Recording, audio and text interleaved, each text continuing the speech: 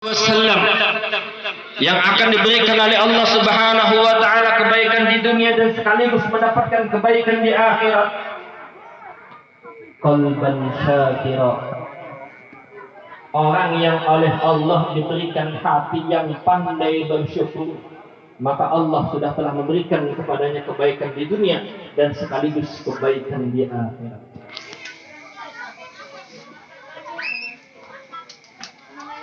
Kenapa? Pinahap bang bang. Ada apa-apa orang? Ada apa? Aman aja. Aman kan? Aman. Jadi besok banjir sudah. Banjir paham ya belum? Paham aja. Paham aja. Mungkin ada pahamnya aja. Yang pertama qalban syakir. Orang yang oleh Allah diberikan karunia hati yang pandai bersyukur. Kalau bahasa kita bu, adalah rumahku adalah hatiku. Artinya apa? Apapun yang kita dapat dari nikmat Allah Subhanahu wa taala, kita kembalikan kepada Allah Subhanahu wa taala. Apapun yang kita dapat, kembalikan bahwa itu adalah merupakan titipan dari Allah Subhanahu wa taala. Qalban syakira, hati yang pandai bersyukur. Bu. Alhamdulillah. Tahan nih 2 jam. Bu. Orang yang sempit hati, bu. Orang yang sempit hati, rumah besar pun kecil jadinya. Betul, bu? Ya. Pak. Tambah 3 jam. Pak, rumah kecil, rumah besar, kalau hatinya kecil, sempit rasanya. Tetapi kalau orang yang luas hatinya, Pak, rumah kecil pun besar jadinya. Betul, Pak? Jadi apapun yang kita dapat saat ini, qalban syakira, bersyukur kepada Allah. Hati yang luas, rumah kecil pun menjadi besar. Tetapi hati yang sempit, rumah besar pun menjadi kecil. Tapi yang lebih celaka lagi, Pak Bu, yang lebih berbahaya, Bu, rumah kecil, hatinya sempit, mah kiamat. Double jadi sengsara itu.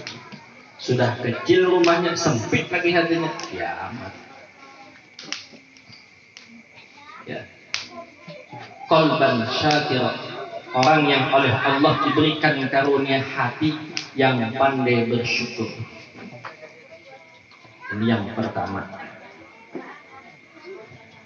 Qalban syakir, hati yang pandai bersyukur kepada Allah Subhanahu wa taala. Kalau kita pandai bersyukur kepada Allah Subhanahu wa taala, maka Allah akan selalu senantiasa menambah kenikmatan kepada kita.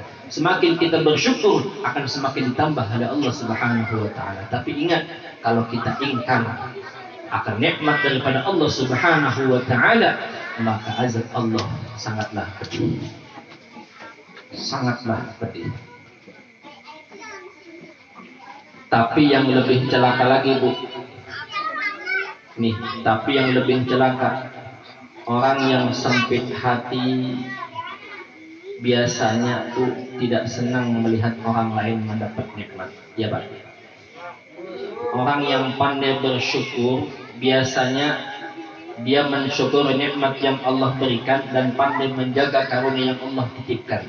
Tapi sebaliknya, orang yang sempit hatinya biasanya sebaliknya, tidak pandai bersyukur atas nikmat yang Allah berikan, tidak pandai menjaga karunia yang Allah titipkan. Dan yang lebih celaka laginya, Pak, orang yang sempit hati biasanya tidak senang melihat orang lain mendapat nikmat. Ini yang celaka. Bu, Pak, kalau ada orang yang semacam ini di perumahan BCL, Pak, Bu, ya susah dengannya. Susah. Tapi kalau saya lihat sini mah gemuk semua. Alhamdulillah.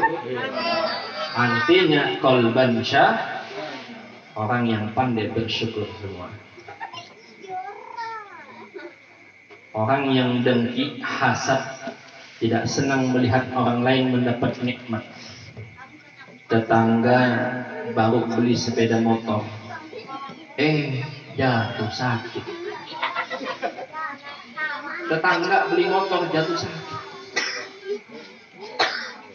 Nah, dapat kabar tetangga mau beli mobil, masuk rumah sakit.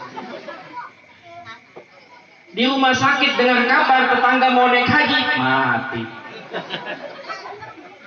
Allah membawa sengsara, Pak.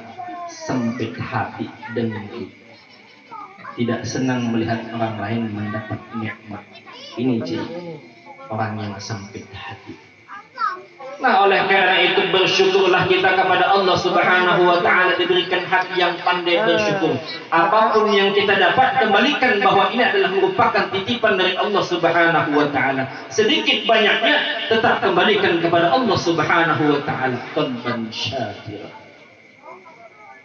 Yang pertama. Yang kedua,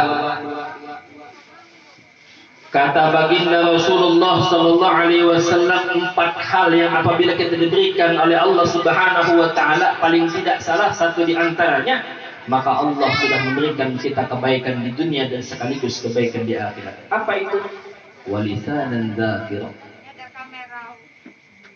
Orang yang oleh Allah diberikan karunia lisan yang pandai berzikir, menyebut-nyebut nama Allah dalam artian yang seluas-luasnya. Artinya apa? Tasbih ya zikir, tahmid ya zikir, tahlil ya zikir.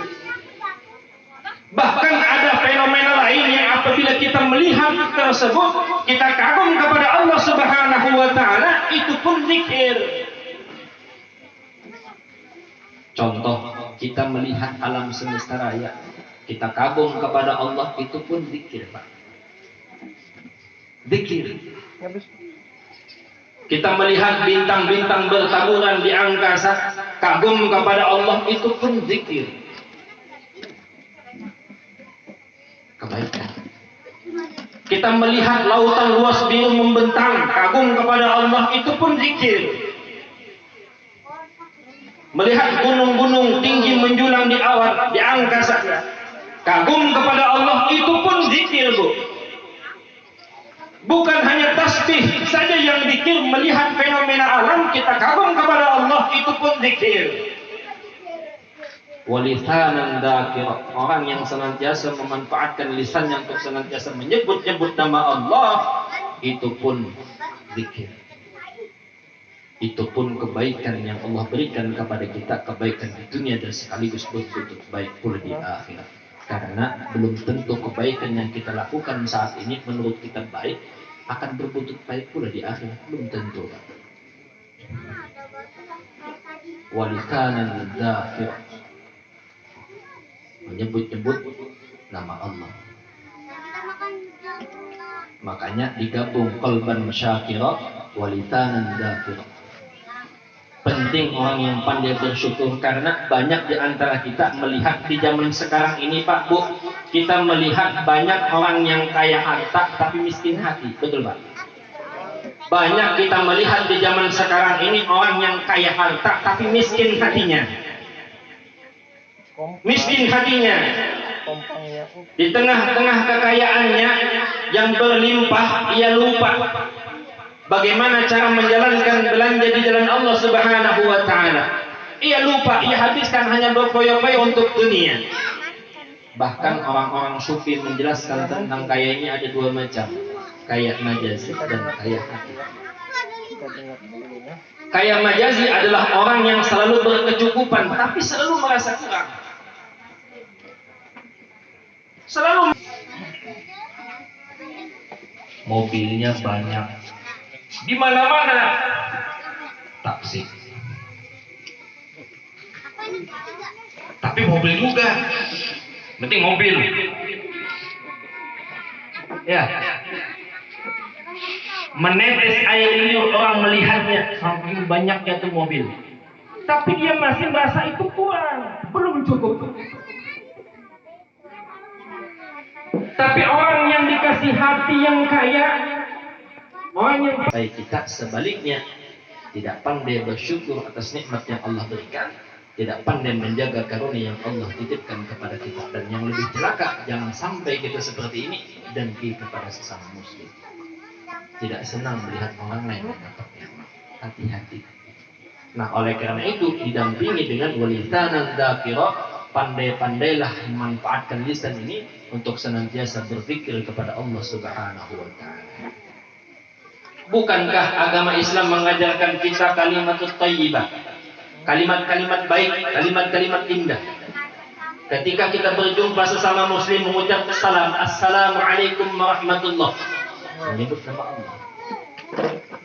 Memulai pekerjaan bismillahirrahmanirrahim, menyebut nama Allah. Melihat sesuatu yang hebat, subhanallah, melihat sesuatu yang luar biasa, masya Allah.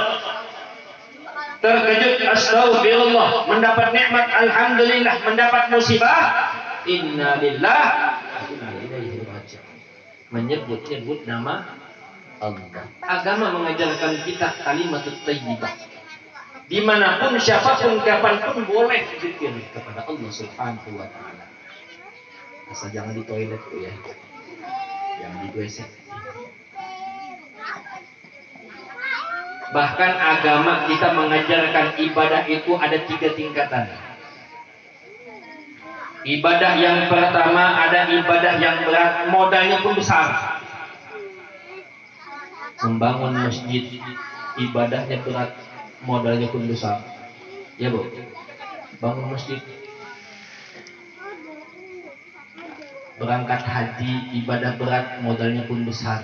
Ya.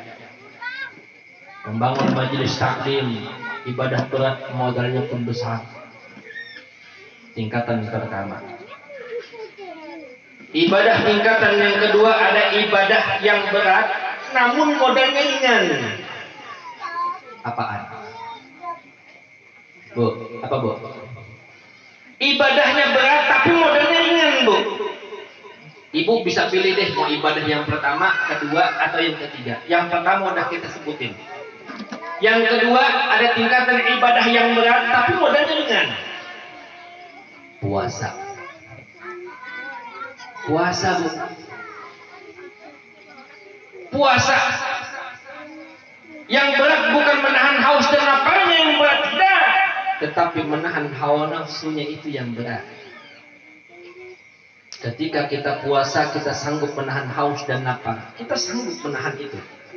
Tetapi kadang-kadang di saat yang bersamaan kita puasa, kadang-kadang kita tidak sanggup menjaga lisan kita untuk menggunjing orang lain. Betul, Bu? Kadang-kadang kita tidak tahan menahan hati kita untuk memfitnah orang lain, menyakiti hati orang lain. Ketika puasa, ini yang berat, menahan hawa nafsu. Puasa ibadahnya berat, bukan karena makan dan minumnya yang berat kita tahan, tetapi menahan hawa nafsunya itu yang berat. Modalnya apa? Niat. Murah nggak? Murah. Cuma cukup niat puasa kita. Ibadahnya berat, modalnya ringan. Niat. Modalnya cuma niat, menjalankannya berat. Nah, agama mengajarkan kita ibadah yang ketiga. Tingkatan yang ketiga adalah ibadah yang ringan, modalnya pun murah. Apa? Yaitu tadi kalimat thayyibah, kalimat-kalimat yang baik. Siapapun boleh mengamalin ini. Kapanpun, siapapun, dimanapun, selain ke toilet. Mau dalam perjalanan zikir kepada Allah, silahkan. Mau baca sholawat tanpa harus ambil wudhu, boleh nggak? Boleh. Orang ingat kepada Allah tidak perlu harus ambil wudhu, itu masalah etika dan adab saja.